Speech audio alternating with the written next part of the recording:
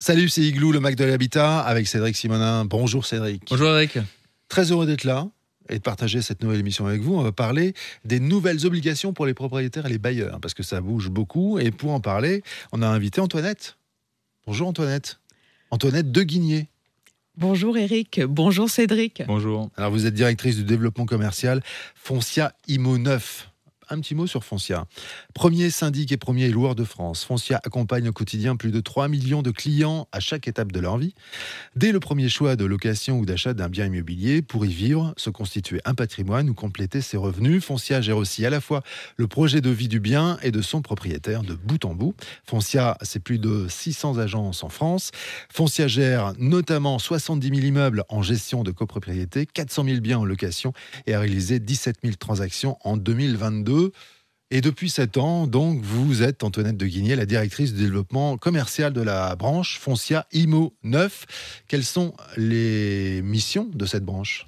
Alors les missions de Foncia Immo 9, c'est d'accompagner tous les acteurs de la promotion et de la commercialisation pour leurs besoins en administration de biens. On estime des loyers et des charges pour aider. On développe commercialement toute la partie gestion locative et copropriété et on s'occupe de la location des logements neufs.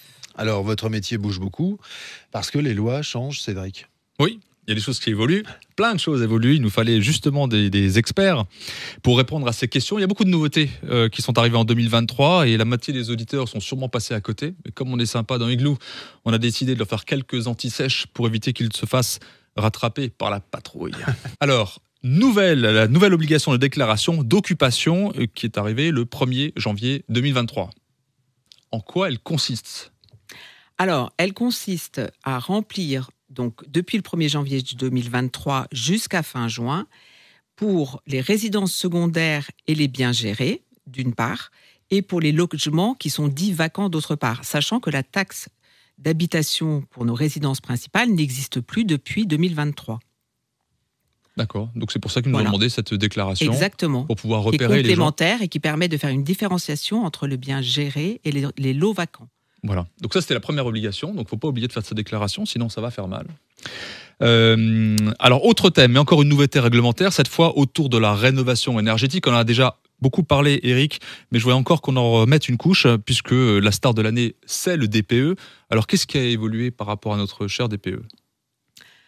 Alors, qu'est-ce qui a changé ? Effectivement, si on repart de la loi climat et résilience qui date maintenant de l'été 2021, ça a embarqué en fait dans nos existences l'écologie sur plein de pans, comme les transports, l'administration, l'éducation et bien évidemment le logement.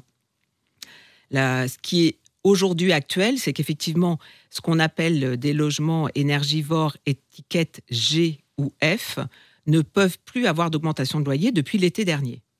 Alors, on peut juste rappeler, parce que ce que c'est qu'une étiquette énergétique, on a parlé de DPE, les acronymes, les gens ne sont pas toujours au fait de ce que c'est. En 2 mots, qu'est-ce qu'une étiquette énergétique avant de commencer à parler des lettres ? Effectivement, Cédric, l'étiquette énergétique, en fait, on la trouve déjà sur notre matériel électroménager, en fait. Oui, la vaisselle.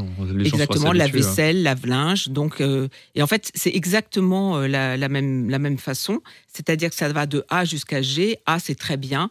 Et plus vous descendez, moins c'est bien. Ok. Voilà. Elle dit ça avec tellement d'amour, je dirais. Oui, c'est ça. De fait.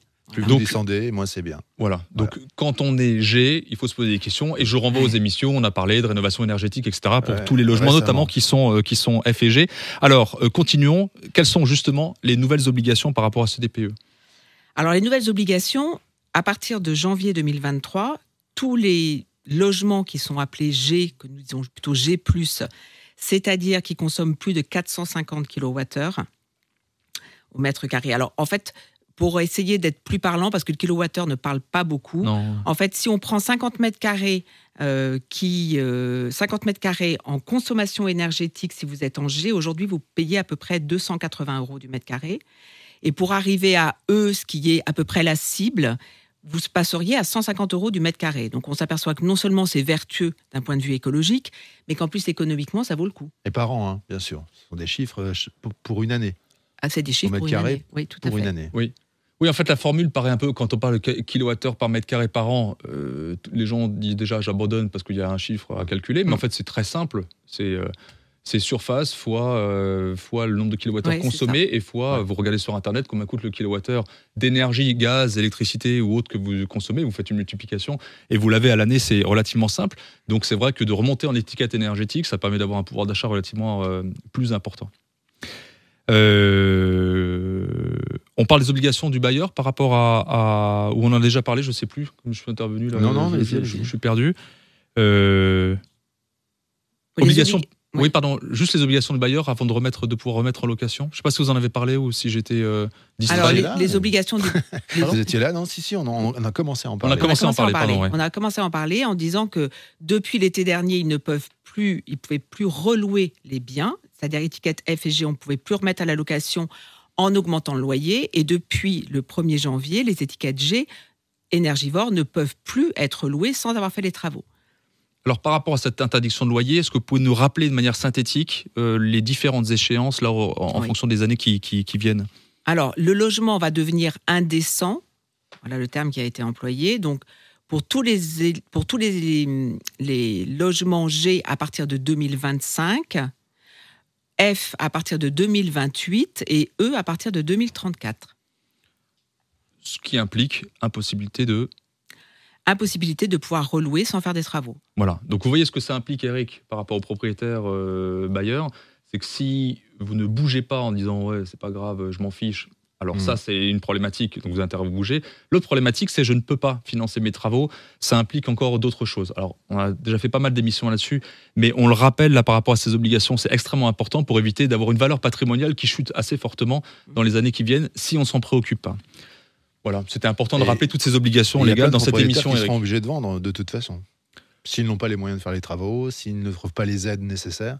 Ouais, mais quand vous êtes obligé de vendre, il y a un adage qui dit quand vous vendez vite, vous vendez mal. Donc attention à la valeur patrimoniale du bien. Il y a de la casse pour certains, j'imagine, avec ces nouvelles lois, mais ça, c'est un autre sujet. Il y en aura, c'est pour ça. Potentiellement, c'est pour ça que dans Igloo, on répète, on rabâche en disant attention. Prenez-les devant. Alors Antoinette, comment font les propriétaires pour qui vous gérez le bien? Ils vous questionnent, ils vous appellent à l'aide. Comment ça se passe?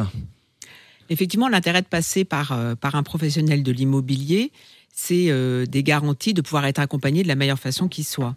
Alors le rôle de Foncia, c'est clairement de se positionner comme un influenceur de la transition écologique et un tiers de confiance. On a fait une énorme étude auprès de tous nos propriétaires bailleurs pour déjà connaître le niveau d'appropriation de qu'est-ce que ça implique pour mon bien.